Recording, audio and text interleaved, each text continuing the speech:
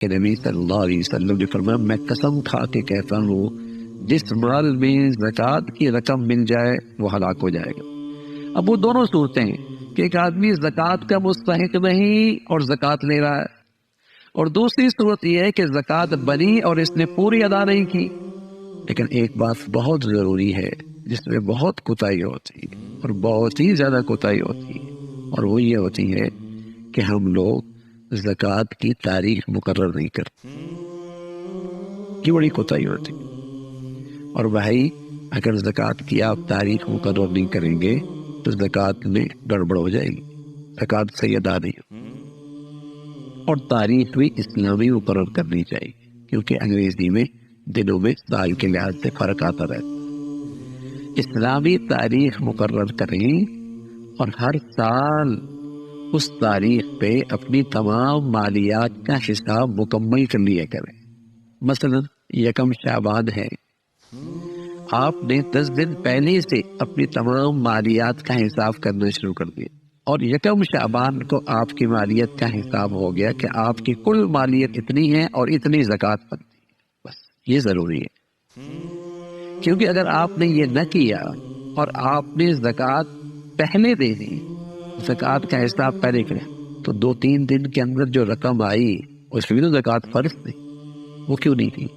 ہر مال پہ سال گزرنا ضروری نہیں۔ اگر ایک آدمی مالدار ہے اور 2 دن پہلے یا 1 دن پہلے اس کے اندر اور مال بھی شامل ہو گیا تو اس کو بھی دیگر مال کے ساتھ ملا کر زکوٰۃ دیں گے۔ اگر اس زکوٰۃ کی تاریخ سے 1 دن پہلے آپ نے اپنے بیٹے کی شادی کر لی اور اس میں لاکھوں روپے لگا دیے اور اس کو 1-2-3 مکان بھی دے دیے تو ظاہر ہے وہ زکوٰۃ سے نکل گئی، اس پہ زکوٰۃ نہیں، اس پہ زکوٰۃ نہیں۔ اس لیے کہ اگر ہر مال پہ زکوٰۃ پہ سال لگانے لگ گئے تو پھر تو کام ہو جائے گا، پھر کیسے حساب کرے گا آدمی؟ تو شریعت نے آسانی کی ہے کہ زکوٰۃ کی تاریخ مقرر کرو، اور اس زکوٰۃ کی تاریخ سے پہلے جتنا مال شامل ہو گیا،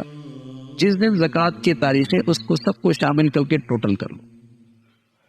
اور اس زکوٰۃ کی تاریخ سے جتنے پہلے خرچ ہو گیا سو خرچ ہو گیا، اس میں زکوٰۃ نہیں، چاہے 1 دن پہلے خرچ ہوا پورا سال اس پہ گزرا ہے، 5 دن پہلے خرچ ہوا پورا سال اس پہ گزرا ہے، 20 دن پہلے خرچ ہوا پورا سال اس پہ گزرا ہے، کوئی بات نہیں، اس پہ زکوٰۃ نہیں۔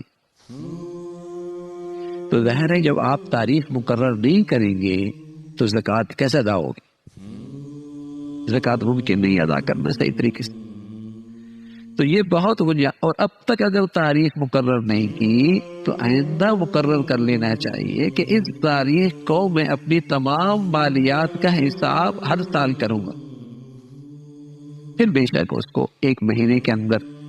آہستہ آہستہ اپنی ساری زکوٰۃ دے دے، 2 مہینے کے اندر دے دے، بلکہ اس سے بھی اچھی شکل یہ ہوتی ہے کہ آدمی پہلے سے زکوٰۃ دینا شروع کر دے پورے 12 مہینے، جب بڑی زکوٰۃ ہوتی ہے نا پورے سال، اور جب یکم شعبان آئے گا تو آدمی حساب کر سکتا ہے کہ میری زکوٰۃ بنتی تھی 1 کروڑ روپے اور الحمدللہ میرے تو 90 لاکھ ادا ہو گئے، وہ میں دے بھی دیے، اب پیچھے رہ گئے 10 لاکھ، وہ جلدی سے 10-15 دنوں کے اندر وہ بھی نپٹا دے، مرنے کا پتہ کوئی نہیں، میرے ذمے کیوں فرض باقی رہ گئے، اور میں اپنے اوپر یہ وبال کیوں دے کے چلا جاؤں دنیا کے اندر سے؟ اللہ نے مال دیا تو فرض ہے، اس کا حق ہے۔ تو بہتر شکل یہ ہوتی ہے کہ آدمی پہلے سے پورا سال زکوٰۃ دیتا رہے، نہ یہ کہ سال پورا ہو گیا اور اب زکوٰۃ دینا شروع کر دی اور پورا سال بھی گزر گیا، زکوٰۃ اب بھی اس کے پاس پڑی نہیں، یہ درست نہیں ہے۔ جب زکوٰۃ فرض ہو گئی تو جتنا جلدی ہو سکے اسے نکال دے۔ تو اگر آہستہ آہستہ نکالنا چاہتا ہے، بڑی زکوٰۃ ہے، تو اس کی پھر بہتر صورت یہ ہوتی ہے کہ ہر مہینے کے لحاظ سے، ہر 15 دن کے لحاظ سے پہلے سے نکالنا شروع کر دے، اور جب وہ تاریخ آ جائے اور اپنی کل مالیات کا حساب کر لیا اور اسے اندازہ ہو گیا کہ میری زکوٰۃ اتنی بنتی ہے، اور الحمدللہ میں تو 1 کروڑ دے دی اور بنتی تھی 98 لاکھ، میں نے زیادہ دے دی، یہ زیادہ دے دی تو صدقہ ہو گیا۔ اور اگر آپ صدقہ نہیں دینا چاہتے تو اس کو اگلے سال سے آپ مینیج بھی کر سکتے ہیں، اگلے سال سے بھی آپ مینیج کر سکتے ہیں کہ اگلے سال آپ 2 لاکھ روپے زکوٰۃ کم دیجیے گا، یہ بھی کر سکتے ہیں۔ لیکن یہ طریقہ درست نہیں ہوتا کہ بس اوقات 1 سال اور گزر جاتا ہے اور پچھلے سال کی زکوٰۃ بھی اب تک پڑی ہوئی ہے، دیکھو اللہ کے نبی صلی اللہ علیہ وسلم نے فرمایا میں قسم کھا کے کہتا ہوں جس مال میں زکوٰۃ کی رقم مل جائے وہ ہلاک ہو جائے گا.